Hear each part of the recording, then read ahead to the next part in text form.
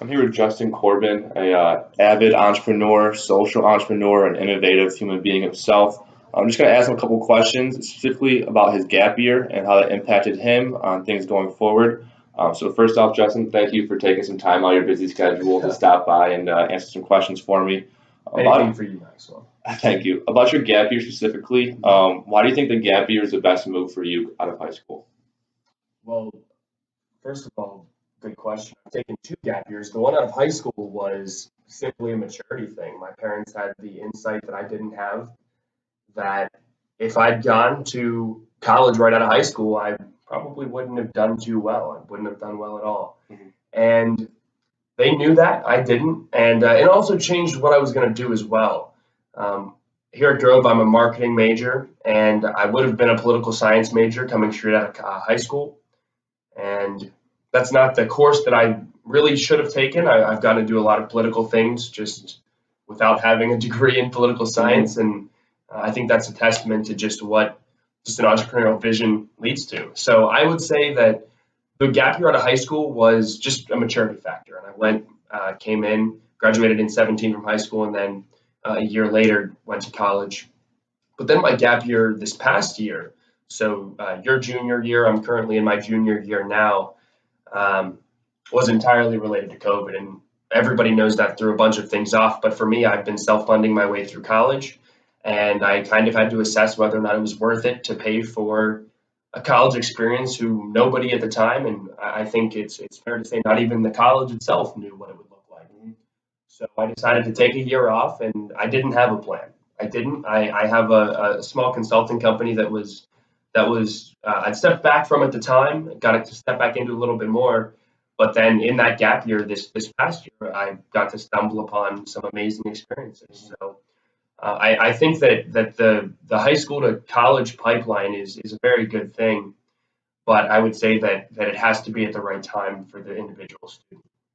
Specifically, that first gap year you took coming out of high school, is there one moment you think matured you, or is it just a year long being by yourself, taking that responsibility? Well, I wasn't by myself. I was still a dependent. I still lived with my parents.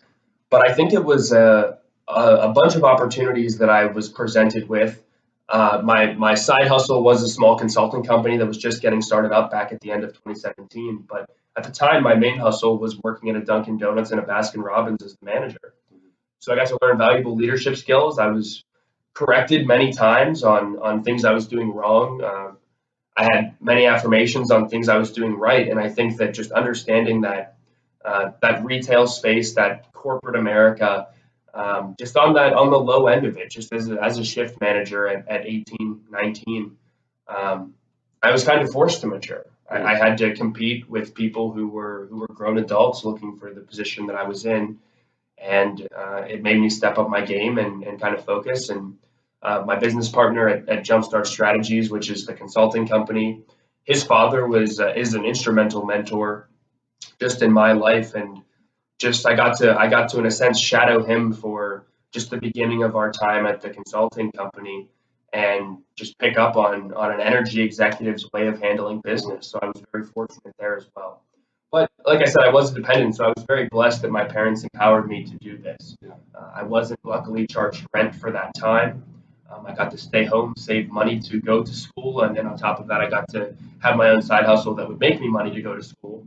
And I got to pick up on experiences from people around me while having parents back home who were encouraging everything I did. So am certainly very fortunate. That's great to hear. Yeah. Justin, I know I could sit with you and ask you questions for hours. We could talk all day. But one more thing I want to ask you about, because if you guys do want to check it out, I have another blog post written about it. But I want to give you a second to talk about Cleanup 412 for a second and just have a little selfless plug on that. Well, I appreciate that. So, Cleanup 412 is a nonprofit that many students here, we did a Grove City cleanup. We've done 13 cleanups in Pittsburgh alone, and it's a nonprofit that's devoted to cleaning up the streets and feeding those in need. But it's not just Cleanup 412. Well, that's the parent nonprofit. We have Cleanup 757 in Virginia Beach. And then February of next year, we're going to have Cleanup 512 in Austin, Texas. So we're expanding. We're feeding the homeless folks out there. They have a big homeless problem, and we're trying to do something about it. It's really just a bunch of people who got together, and this is far from just me. Max, you've been heavily involved as well. You're on our core team. but it's a group of people who got together and realized that, especially during COVID, there was a level of complacency and certainly a level of uncertainty of what you can do. Where can you go? You have to wear a mask. What can you do? And it was a group of people who got together, sat down, had phone conversations, and discussed a lot, and said, you know what, we can just finally take some action. And I think there was a level of, especially with the political climate at the time, just people are tired of words. Yeah. People are very tired of words without anything backing them up. So we got together and we said, let's do something. And we're in college. At the time I wasn't, but I certainly had the ties to it. Yeah. And we can mobilize people. We can get young people out there, and we can make a difference. So we've partnered with elected officials. We've partnered with, in the future here, Pittsburgh Steelers. We've got just an amazing plan coming up. So I won't take up too much more of your time, but I will say, if you do have the opportunity to join a cleanup, they are the quickest 2 hours of your life, and they're always followed up with pizza. So we have fun, and I think that, especially after the Grove City cleanup, we had 156 students come out. I think that I didn't see a single person walk away feeling like they hadn't spent their Saturday afternoon doing something beneficial. That's powerful. Once again, thank you for your time. If you guys want to check out the blog or you want to hear more from Justin, you'll see him on campus next year. Maybe you can pick his brain a little bit more about it. Thank you, guys.